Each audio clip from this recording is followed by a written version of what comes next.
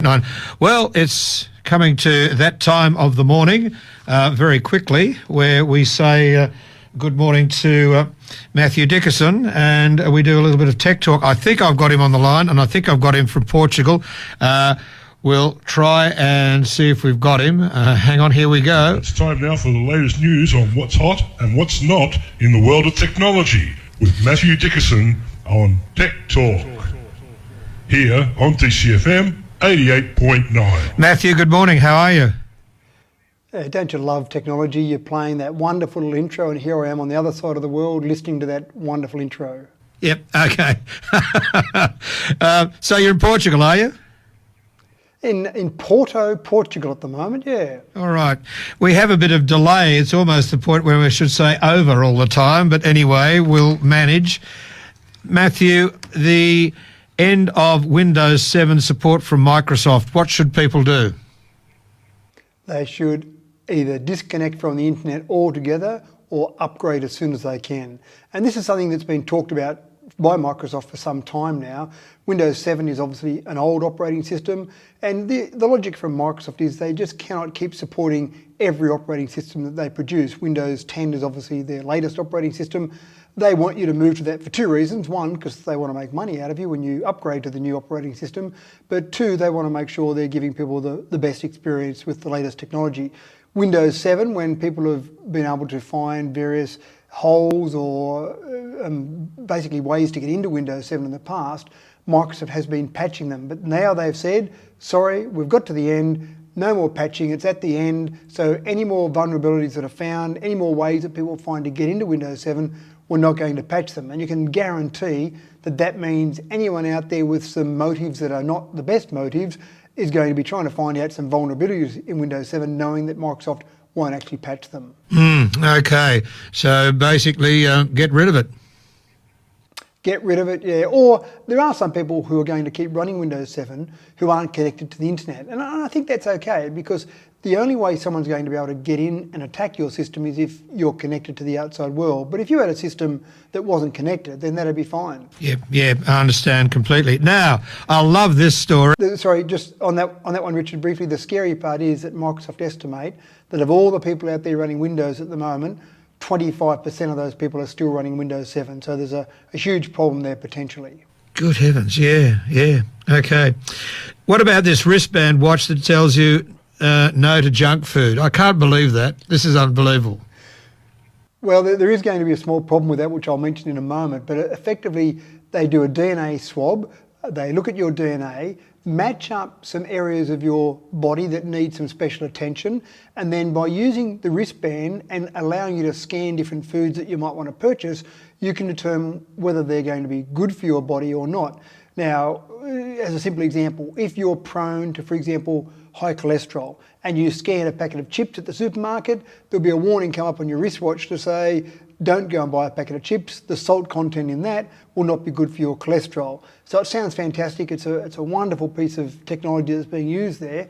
The only minor issue is at the moment, the one company that provides this particular wristwatch and the DNA swab needs you to physically be in London to be able to do that swab. So before you can start the process, you've got to make a quick trip over to London, have your DNA swab taken, and then you can go back and continue on the process. Yeah, I noticed that London was sort of stopping us from doing it here unless you happened to be going there or wanted to go specifically for that.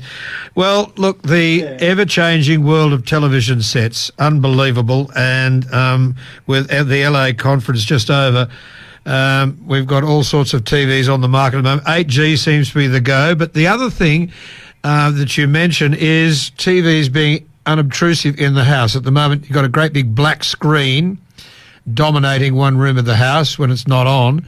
And retailers are trying to overcome that, aren't they? Or manufacturers, I should say, trying to overcome that. Sounds like a good idea to me.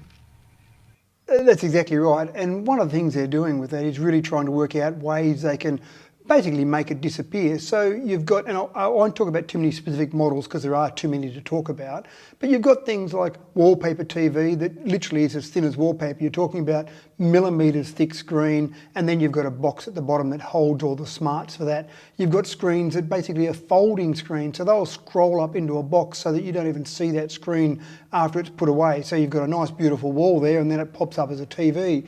You've got TV manufacturers now that are building TVs that are called the frame, for example, and what they do is they hang on a wall like a picture frame, so you can have a beautiful picture of your favourite scenery or a painting, for example, and then when you want to watch TV, you click a button and it turns into a TV screen. So there's a whole range of different things coming.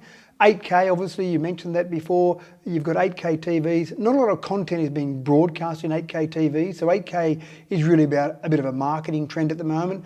You've got one TV that was announced at CES, which is an $86,000 TV, and again, they're focused on being thin, being able to roll up, and being a large screen when it's being viewed. So it wasn't that long ago we got excited about 65-inch TV. Well, in my opinion now, 65 inches is basically standard fare. 75 inches becoming more common, 85 inches now where the I suppose cutting edge is, and then larger than that. And it's when you get larger than that that you start to get price tags that go up quite dramatically. Yeah, indeed. Now, faster Wi-Fi, how's that going to work? Well, Wi-Fi, when it was first invented, Wi-Fi was really focused around just getting maybe one device connected, for example. So you might have had a phone or maybe just a computer, a laptop computer connected somewhere in your house, and that was fine. But now we've got to the point where it's not unusual to have an iPad, a phone, a smart TV, a whole range of different devices. Having 5, 10, 15 different devices connected in the household is not unusual these days. And that's been a problem because when you start sharing across all those different devices, the bandwidth availability, you start to get a fairly dramatic slowdown in the speed of your Wi-Fi. Wi-Fi 6 has been available for a little while, but it's been exorbitant. And you can have devices that are Wi-Fi 6, but you need a router to match that as well. And routers in the past have been thousands of dollars. It's just gotten to the point now where you've got Wi-Fi 6 reasonable price routers. I'm talking about $100, $200 for a router. So Wi-Fi 6 with reasonable price routers. Many devices are coming out with Wi-Fi 6. A lot of the new smartphones, for example, are coming out with Wi-Fi 6. And what it will mean is you'll be able to have all those devices connected across your house and still have good speed with all those devices. And that's the really important part here. It's, as so often is the case, it's about speed, and more speed. Yeah, I mean, speaking of someone I know very well who has 2 smart TVs, a smartphone, a tablet, and other various bits and pieces, I think it's going to be very, very good. Hello. I wonder who I'm talking about, but anyway, another story. Matt, you're in Portugal, and what's the weather like?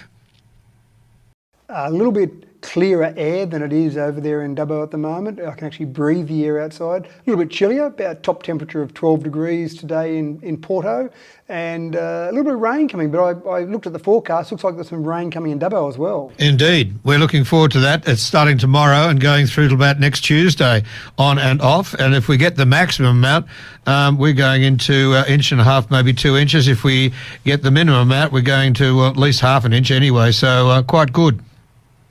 Yeah, fantastic. And all those people that said we wouldn't get rain till November and that had cut off all the rain across Dubbo seems like a bit crazy now.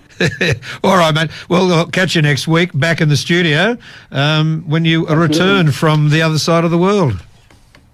Right, thanks, Richard. Okay then, Mathew Dickerson and Tech Talk, and note what Matt had to say regarding Windows 7. If you're not on the internet, yeah, it'll keep on batting, but if you are on the internet, get rid of it and unfortunately update, which is what you've got to do.